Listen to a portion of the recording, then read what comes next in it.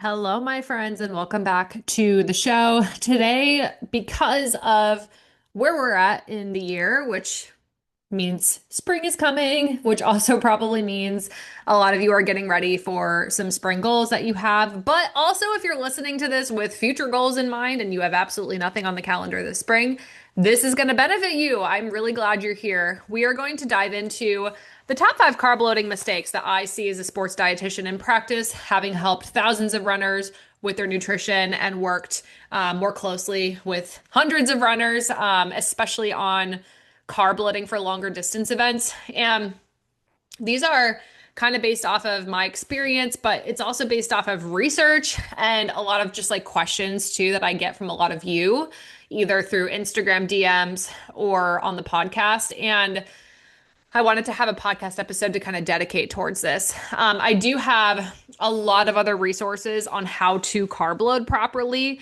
I've got a podcast episode you can scroll back to, at least one podcast episode.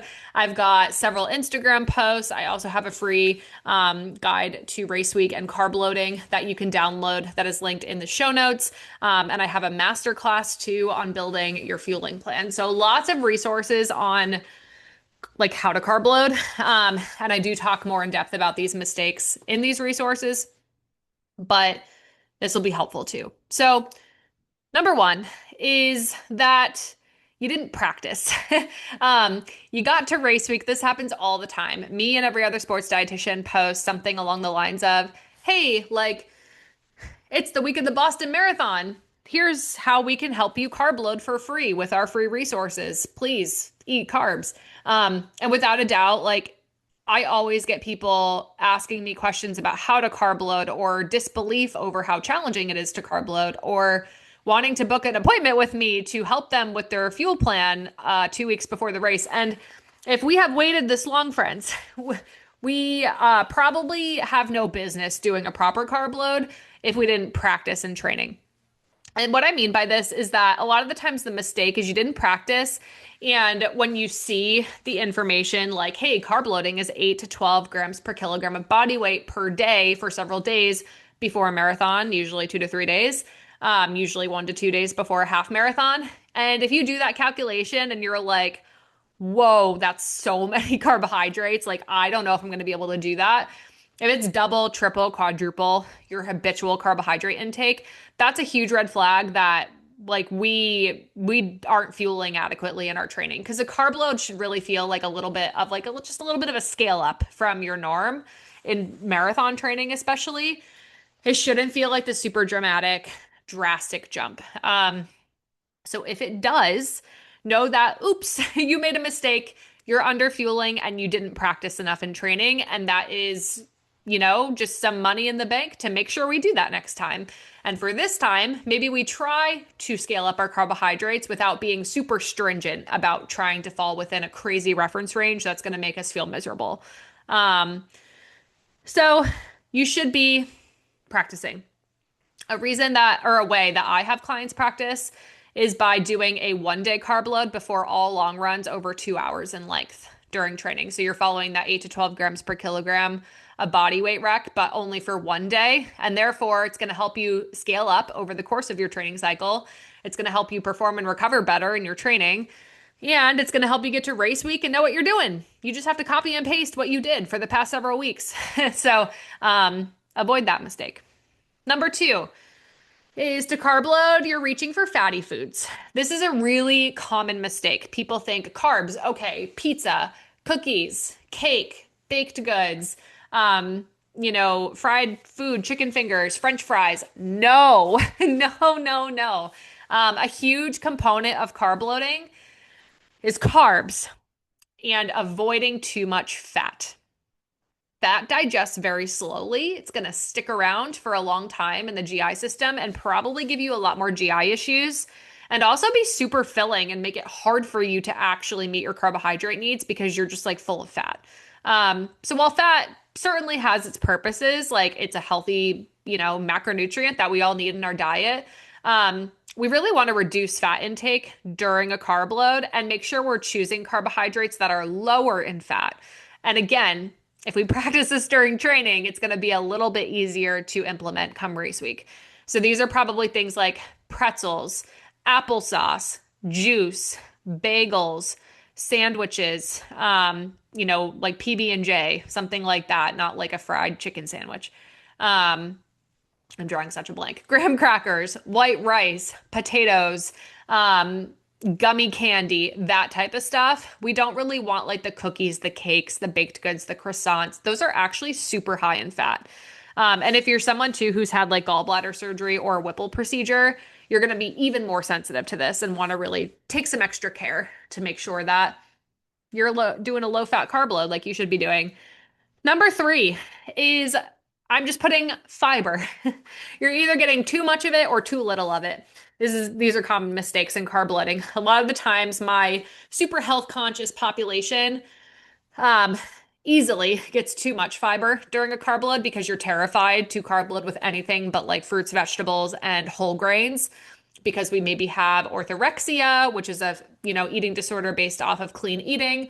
Maybe you do suffer from disordered eating or an eating disorder that's not orthorexia, or maybe you are just like, is that other stuff actually healthy? I don't know. Should I be eating that? I'm trying to like feel healthy going into my race, and maybe it's not coming from a disordered place. But again, a carb load's essentially a high carb, low residue diet. Any dietitian just listening to me was like, low residue diet. I know what that means.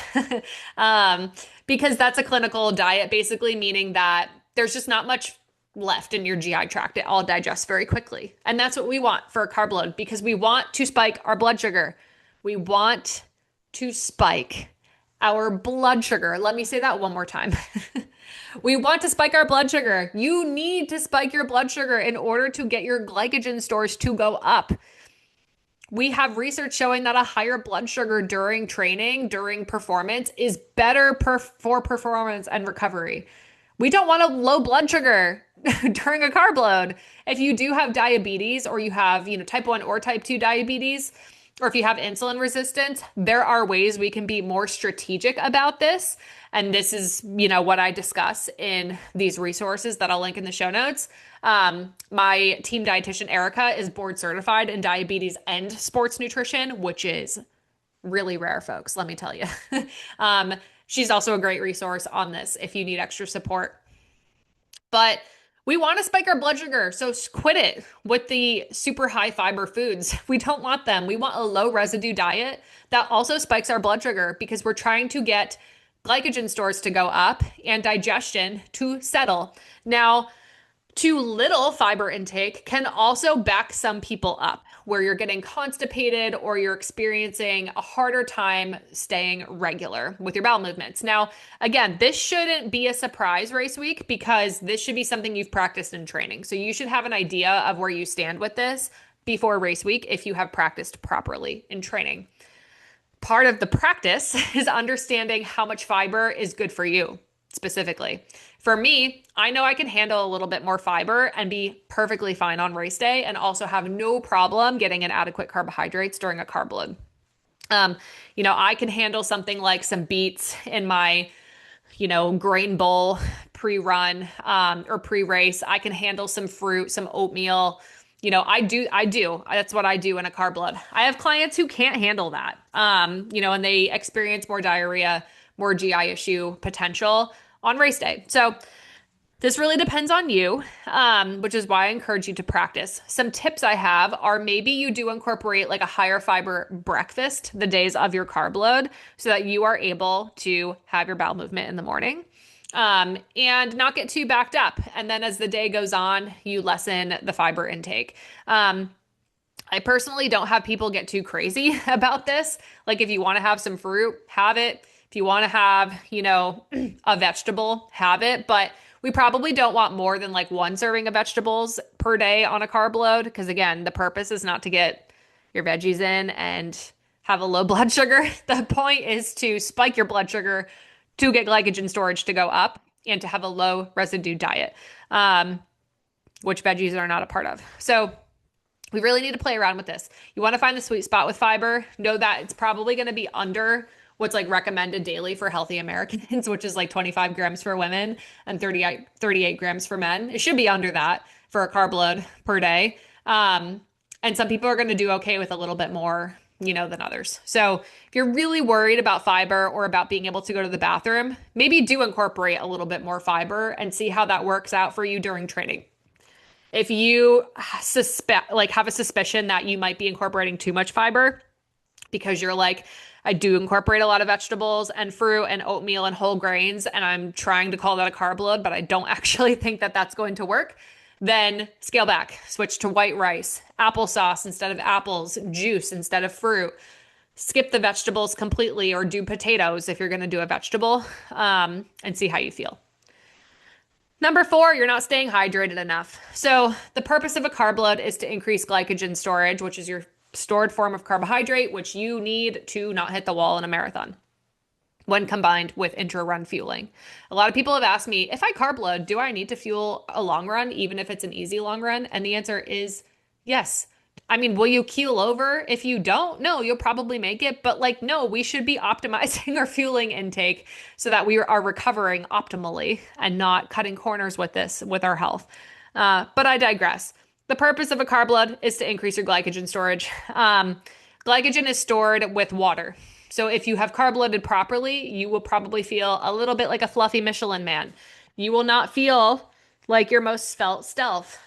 That is going to be the next part of this podcast episode. And that is because you're retaining water. And that's a normal, necessary part of a carb load. So to circle back, in a carb load, we need to spike our blood sugar in order to store glycogen, and we need to retain water. Doesn't that sound so much fun? Again, it's so you feel like you can handle it at mile 22 and not so you feel good the Friday before a race, okay? A carb load is often not super comfortable for a lot of people for a lot of reasons.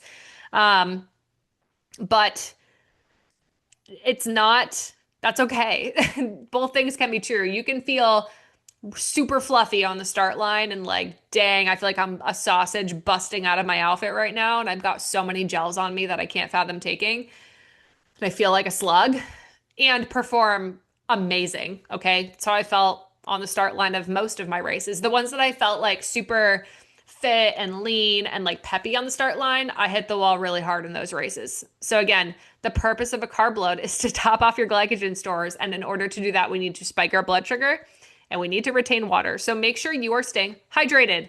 Don't make the mistake of just having your typical water intake. Typically, we want to consume like an extra 20 to 30 ounces of water during a carb load per day to kind of account for that water retention, which again, you need. It's a necessary part of the process. And it's really easy to get dehydrated when you're carb loading.